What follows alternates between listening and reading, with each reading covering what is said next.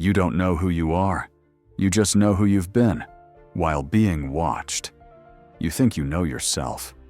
But every self you've ever performed was built to survive a gaze, not define a core. You act calm around the chaotic. You act strong around the insecure. You act smart when you feel judged. You act small when someone else needs space. You've been adjusting for so long you've mistaken compliance for identity. But that wasn't you. That was survival choreography, polished by feedback, reinforced by reward, shaped by survival. You don't know who you are. You just know who you've become in the presence of mirrors. Every room installed a behavior file, and you executed it, not to impress, but to remain allowed. But what happens when there's no room left? No faces to impress? No reflection to fix yourself against? Solitude isn't the absence of noise. It's the absence of performance. It's the moment the noise stops. And so do your masks. It's not loneliness. It's the collapse of every identity you built to survive the gaze of others. So who are you when the audience disappears? That's the version we're here to meet.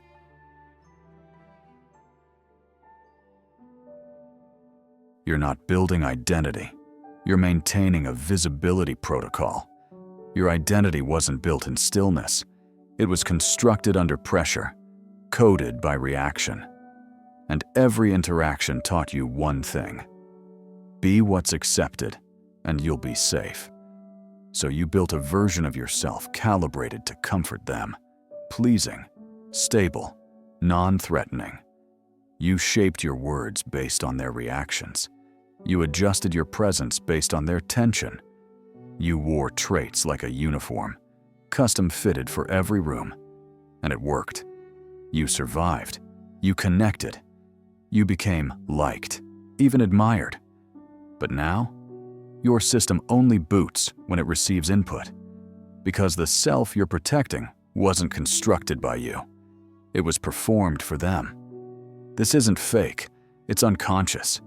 The nervous system adapting to the social mirrors around it. You became the fixer because chaos scared you, the achiever because failure got punished, the nice one because anger made you feel unloved, the strong one because weakness was used against you. Now those roles feel normal, but they're not identity, they're response. And every time someone looks at you, a part of you asks, who do I need to become to keep this connection? Even if it costs authenticity, even if it silences truth. You're not building identity, you're managing perception. But here's the truth. As long as your identity needs feedback, it isn't yours. You don't need applause to be valid. You don't need reflection to exist. You need solitude. Not to be alone, but to see what's still alive when no one else is mirroring you. That's not disconnection. It's the first step back to self-command. And we step into that silence next.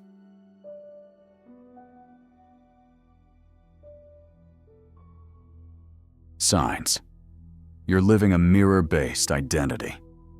You think this is just who you are, but it isn't. It's just who you've been while being observed. Here's how you know your identity isn't self-chosen. It's mirror-built. 1. You change tone, posture, or energy, depending on who enters the room. You speak softer around some, sharper around others, more confident here, more submissive there. That's not adaptability. That's self-modulation. On autopilot, 2. You feel anxious when you're not being validated. If no one reacts, you spiral. If no one affirms, you shrink. Your stability isn't internal, it's externally echoed. 3. You define yourself by roles, not essence. I'm the reliable one. I'm the logical one.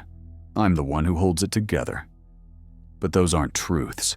They're reactions to emotional environments you were trained to survive.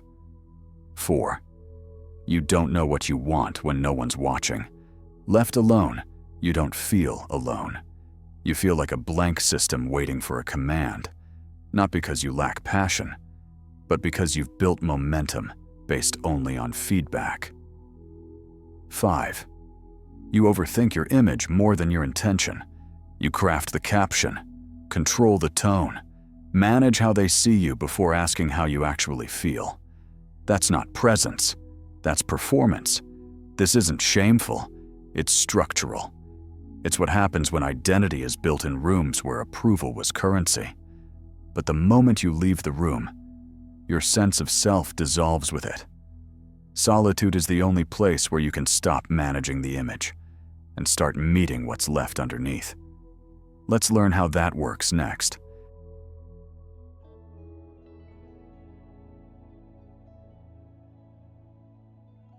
Most people don't fear solitude. They fear what will happen to their identity when no one's there to reinforce it. Because when the room goes quiet, so does the role. No feedback, no audience, no invisible pressure telling you who to be. And that's where the unraveling begins. You don't feel lost in solitude because you're alone. You feel lost because the version of you built for others has no one left to anchor to. You think silence is empty, but it's not. It's decompression. The outer image collapses. The nervous system recalibrates. The self, previously defined by performance, has nothing left to act for. And that discomfort? It's not loneliness. It's dependency script shutdown. Solitude isn't about isolation. It's about removal of reflection. The mirrors go dark, and now you're left with the question, who am I without something to respond to? At first, it feels like a void.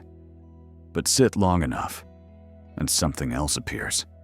Not a voice, not a breakthrough, just a stillness that doesn't need adjusting, or performance, or translation. That stillness isn't passive, it's presence. Raw, unfiltered, unapproved. And for the first time, you're not being seen. You're just being. No strategy, no curation, no positioning. Just you. Without feedback, without control, without mirrors. And that's where real identity begins. Let's rebuild from there, intentionally.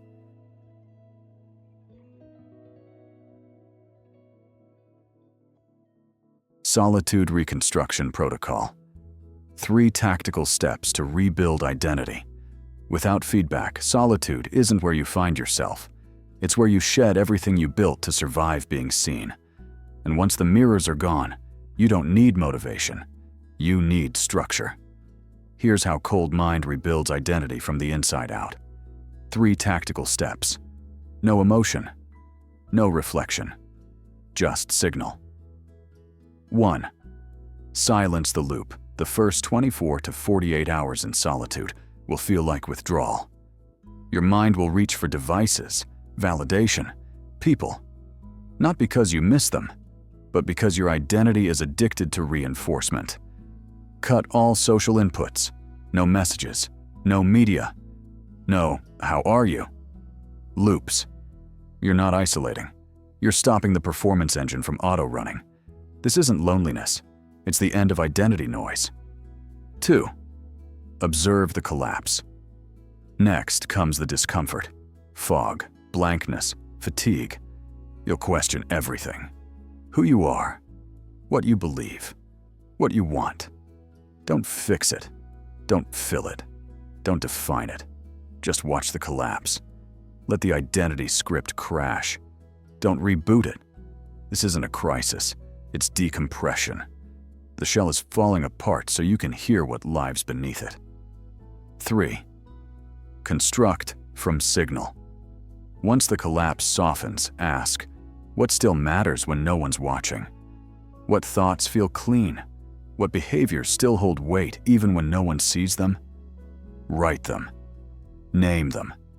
Don't declare a new self. Just notice what still runs. Without applause, without mirrors. That's your signal. That's your origin point. You're not becoming something new. You're returning to something that was buried under performance. This is Solitude Reconstruction. Silence the loop. Watch the collapse. Build from what remains. No pressure, no breakthrough, just clean architecture from within. And now, we close it.